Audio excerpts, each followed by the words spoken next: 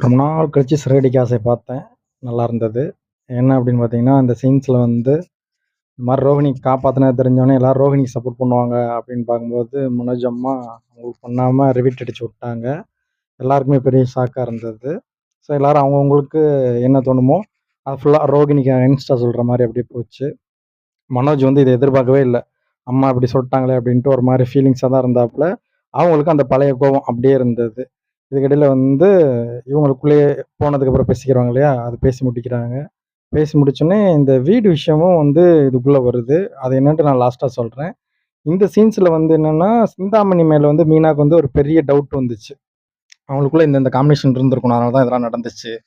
அப்படின்னு சொல்லிட்டு கன்ஃபார்ம் பண்ணிட்டாங்க. ஏற்கனவே இந்த பழைய கம்ப்ளைண்ட்ட வச்சு ஒரு புது திட்டம் போடுறாங்க. அந்த திட்டம் வந்து செம திட்டம். அத பத்தி ரொம்ப லென்த்தாவே பேசலாம். கடைசியா சொல்றேன் அத. இது வந்து பார்த்தீங்கன்னா, நெறைய பூ இந்நேரம் கட்டிக்கிட்டு இருக்கு அப்படின்னு சொல்லும்போது, இவங்களுக்குள்ள ஒரு சின்ன ரொமான்ஸ் மாரி வச்சு விடுறாங்க. இவங்க அவங்க கைய அமுக்க, அவங்க இவங்க கால அமுக்க அப்படின்னு சொல்லிட்டு ரொமான்ஸ் காட்சிகளா போய்க்கிட்டு இருக்கு. நீங்க தான் அந்த வீட்டுக்காக இவ்வளோ உழைக்கிறீங்க. அப்படி இப்படின்ட்டு நல்லா பேசுறாங்க. இதையும் வந்து ரொம்ப லென்த்தா டயலாக் கூட சொன்னா எக்கச்சக்கம் சொல்லலாம். இப்ப பார்க்குற பிரேம் வந்து, "நீ ஒழுங்கு மரியாதையா நெறைய வட்டி வாங்கிட்ட. பிளஸ் வந்து அந்த வீட்ல ஆல்ரெடி பத்திரத்த வச்சிருக்காங்க இல்லையா? வீட்டு பத்திரம். அதெல்லாம் ஒழுங்கா திருப்பி குடுக்க. இல்லன்னா நாங்க கமிஷனர் ஆஃபீஸ்க்கு போவோம். வந்த ஆட்டம் வெளில இருக்குன்னு கிட்டத்தட்ட மீனா வந்து செம்ம போல்டா பேசுற அளவுக்கு ஃபுல் லென்த் டயலாக் வச்சு விட்டுருக்காங்க. இந்த காட்சிகள் எல்லாமே வந்து பார்த்தீங்கன்னா, கிட்டத்தட்ட ஒரு 20 நிமிஷம் வந்து ஒரு மூவி ஃபீல் குடுக்குற அளவுக்கு விறுவிறுப்பாவே எடுத்து வச்சிருப்பாங்க. காரணம் என்ன அப்படின்னு பார்த்தீங்கன்னா, ரைட்டிங்ஸு ரொம்ப நல்லாருக்கும். நேர்மையா இருந்து பழகு, உன்னைய மாரிலாம் அவங்க சம்பாரிக்கல. அது இதுன்னு சொல்லிட்டு, ஒரு சினிமா காட்சிகளுக்கு தேவையான வசனங்கள் வந்து முழுக்க இருக்கிற மாரி எல்லா இடத்துலயுமே இருக்கும். இந்த 4 காட்சி தான் வந்திருக்கும்.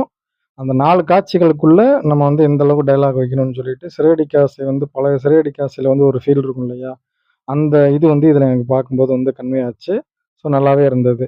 அதுக்கப்புறம் வந்து பார்த்தீங்கன்னா, இப்ப பார்க்குற ஃபோட்டோல வந்து மனோஜ் இவங்களுக்குள்ள பேசிட்டே இருக்கும்போது, ரோஹிணி வந்து வந்துருவாங்க. ரோஹிணி வந்ததுக்கப்புறம் என்ன நடந்துச்சுன்னு கேட்கும்போது, ரோஹிணி அவங்க சைட்ல இருக்கிறத ஃபுல்லா சொல்லுவாங்க. இது வந்து பார்த்துக்கிட்டு இருக்கிறது ரோஹிணி தான் பார்த்துட்டு இருக்காங்க. இப்ப அடுத்த ஃபோட்டோ ரோஹிணி வரும்.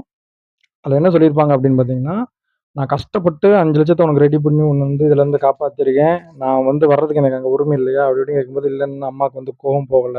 அப்படின்ற மாரிலாம் போகும். இப்போ நான் இந்த கதைய வந்து ஷார்ட்டா சொல்லிட்டேன். ஓகேவா? இதுவரைக்கும் நடந்தது வந்து இதுதான் நடந்துச்சு ஷார்ட்டா சொல்லிட்டேன். இப்ப இதுல இருக்கக்கூடியதுல சின்ன சின்ன சுவாரஸ்யமான விஷயங்களா இருக்கும். இப்ப ரோஹிணி வந்தோனே சும்மாலாம் வந்து இப்படி உட்காரல. நெத்தியில வந்து திருநீர்லாம் பூசி விட்டுருப்பாங்க. ஸோ கோயிலுக்கு போயிட்டு வந்தியான்னு கேட்டுட்டு, அந்த ஒரு சுவாரஸ்யம் எல்லாமே காட்டியிருப்பாங்க. அதுக்கப்புறம் நான் சொன்னேன்ல, கடைசியா சொல்றேன்னு சொன்னேன் இல்லையா? அது வந்து இந்த பிரேம்ல தான். அப்ப அந்த வீடு வந்து நம்மள விட்டு போயிருமா அப்படின்னு சொல்லிட்டு, அடுத்த வாரம் நடக்கக்கூடியதுக்கு ஒரு சின்ன கிளிப்பிங் குடுத்துருப்பாங்க. ஓவரால் சிறகடிக்க ஆசை வந்து ரொம்பவே நல்லா இருந்தது.